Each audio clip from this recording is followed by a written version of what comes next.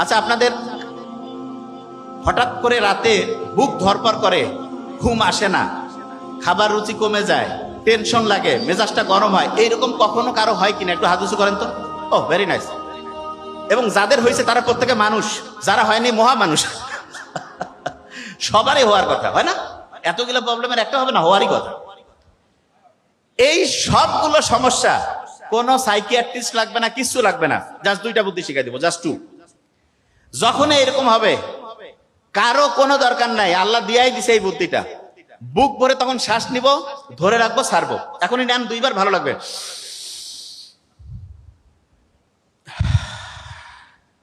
আরেকবার নিব। কারণটা কি সেটা বলি। আমাদের ব্রেন থেকে শুরু করে সারাটা শরীর না শান্ত হইলে ভালো কাজ করে, আর দ্বিতীয় যেটা সেটা হচ্ছে অক্সিজেন পাইলে ভালোভাবে কাজ করে।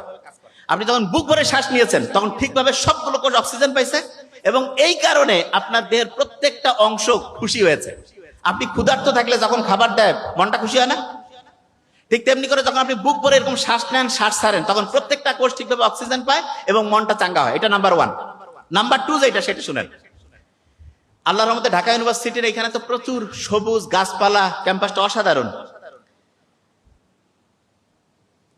ডিপ্রেশনে আছে, অ্যাংজাইটিতে আছে, ঘুম হয় না, মেজাজ খিটখিটে, এইরকম লোকজনদের যখন ট্রিটমেন্টের জন্য আমাদের ডক্টরের কাছে আসে, আমরা তাদের যতগুলো ওষুধ দেই সেই ওষুধগুলো একটা জিনিস করে কি, সেটা প্রধানত ব্রেইনের মধ্যে সেরোটোনিন বাড়ায় দেয়। কি বাড়ায় দেয়?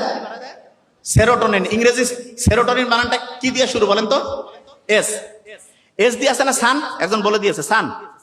সানলাইটের মধ্যে সেরোটোনিন আছে। আপনি ওষুধ টাকা দিয়ে ফার্মেসি থেকে কিনে খাবেন, বহু সাইড ইফেক্ট আছে। সূর্যের আলোর নিচে, গাছের নিচে যে একটু খালি পায়ে হাঁটবেন, বিশ্বাস করেন, বিশ্বাস করেন, আল্লাহর রহমতে আপনার ডিপ্রেশন, অ্যাংজাইটি, ঘুম হয় না, এগুলো সবগুলোর 90% থেকে 95% প্রবলেম নাই হয়ে যাবে ইনশাআল্লাহ। কি বুঝতেছেন? আচ্ছা, তাহলে আমি দুইটা বুদ্ধি দিয়েছি। প্রথম বুদ্ধিটা কি? বুক ভরে শ্বাস নেওয়া। দ্বিতীয় বুদ্ধিটা রোদে গিয়ে খালি পায়ে হাঁটতে হবে। ঠিক আছে? আচ্ছা।